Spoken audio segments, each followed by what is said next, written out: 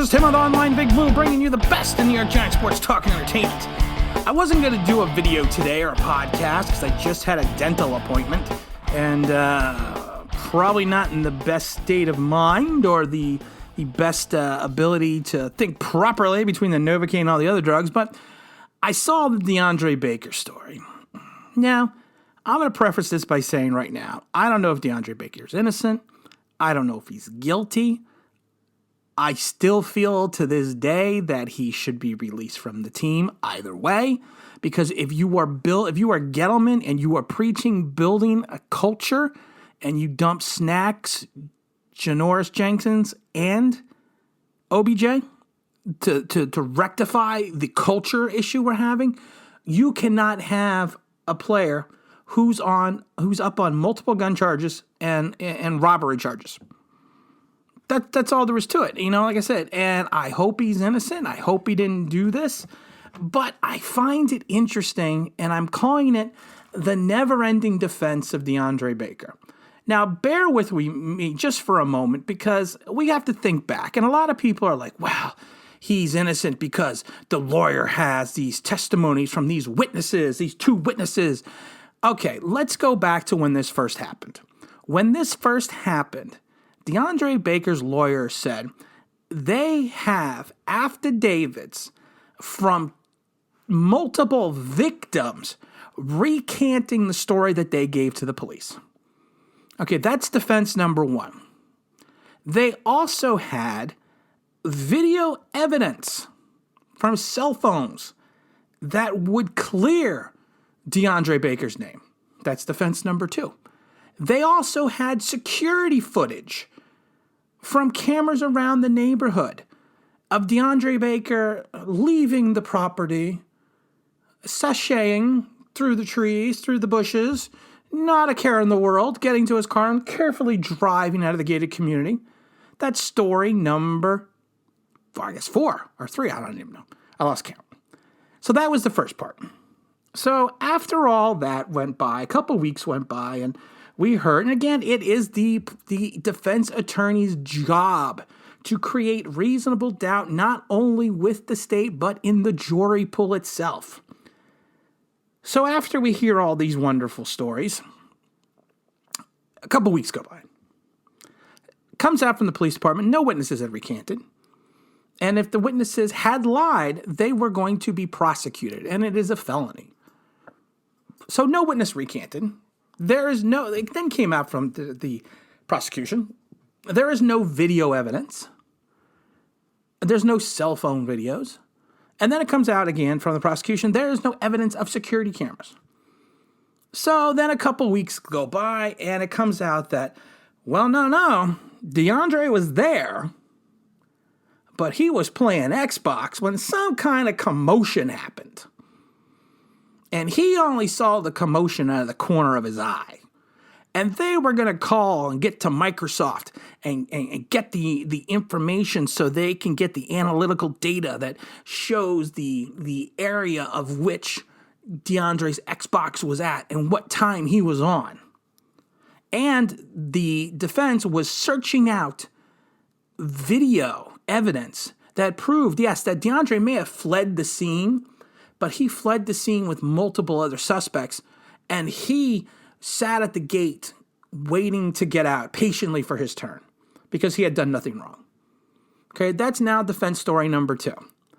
So the Madden defense has now seemed to have disappeared. We're no longer hearing about the Madden defense. Now everyone's saying that he is innocent because the defense has 2 witnesses that do not know Deandre and only know him from playing the game of Madden. And they have never seen him before outside of them seeing him at this party. And they claimed to be 10 to 12 feet away from Baker during the commotion. Okay, 10 to 12 feet away. Is that 10 to 12 feet away with a line of sight? Is that 10, 12 feet away in the same room? is at 10, 12 feet away when you're on the outside porch and I'm on the inside looking in. And then they say they only know Baker from playing Madden video games online. So Baker wears a helmet when he plays football. Plain and simple, he does. So how did they know, if they only know DeAndre Baker from online, how do they know the person they were looking at is DeAndre Baker? And then let's even back it up even further. If they've only played with DeAndre Baker online and do not know him from that, how are they all at the same party?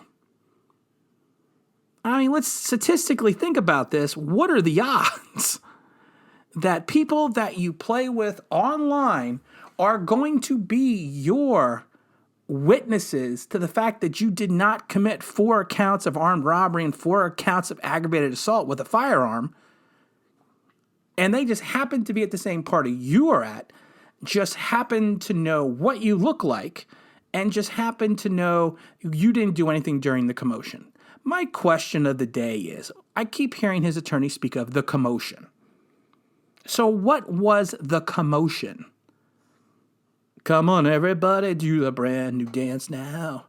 Come on, baby, do the commotion. What was the commotion? Someone let me know. So something happened. But now these 2 witnesses who were at the cookout, who have never met DeAndre Baker before, only know him from online, happened to be at the same party, happened to be within 10 to 12 feet away from him when this happened, but no, he didn't do anything. If your head does not hurt right now, you are not a logical thinker. Because basically what this boils down to, and it has boiled down to for a little while now, is if you think DeAndre's guilty, all I hear is people tell you you're racist. If you think DeAndre should be waived, you're a racist. And you should have waited because it's racism that you didn't wait. No. I did a video that said we should cut DeAndre right when the news happened, and I was told I was a racist.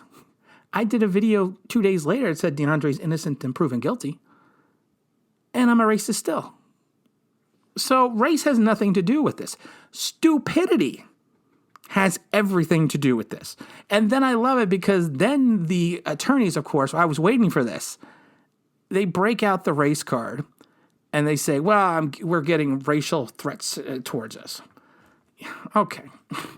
I'm not saying they're not. I'm not saying they are.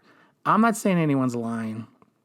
And I'm not sitting here saying that I don't understand the perils of racism, because if anyone knows who I am personally and my ethnic heritage and the woman that I married, what her ethnicity is and the ethnicity of my children, would understand that, yes, I would understand what racism is.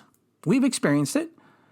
But you know what? It's to the point, though, where you cannot claim racism for everything. This is not a racist. This is not a... It may, you know what? And it may be racism to some people, but it's not. In my mind, it's not. To my mind, it's the stupidity of DeAndre Baker, who probably did something, maybe not to the extent that the prosecution is saying that he did, but he probably did something.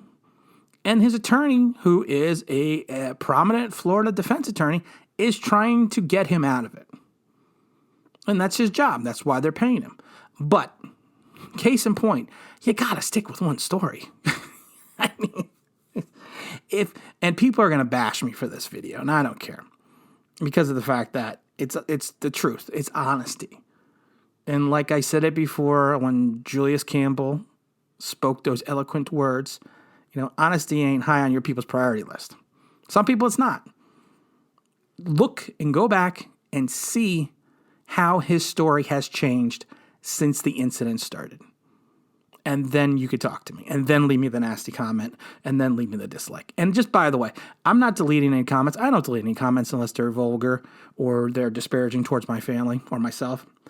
I will tell you this right now. YouTube automatically deletes comments if they feel that they're not correct or vulgar. They do that, not me. Because there's actually some comments that got deleted, and I want to try to reach out to those people, that I didn't find anything that was disparaging. It just The words that were used were probably not the most eloquent words to use in a comment. And that's why I got flagged for YouTube. But those comments get deleted automatically. I do not delete them. You think I'm right, think I'm wrong, you just tell me like it is, because I'm going to tell you guys like it how it is. And that's really just the end of that. But like I said, it's the never-ending defense of DeAndre Baker. So, again, this is Tim with Online Big Blue, bringing you the best in New York Giants sports talk and entertainment. And as always, if you could if you could subscribe, if you could ring that bell, I think you know what that would be? That would be awesome.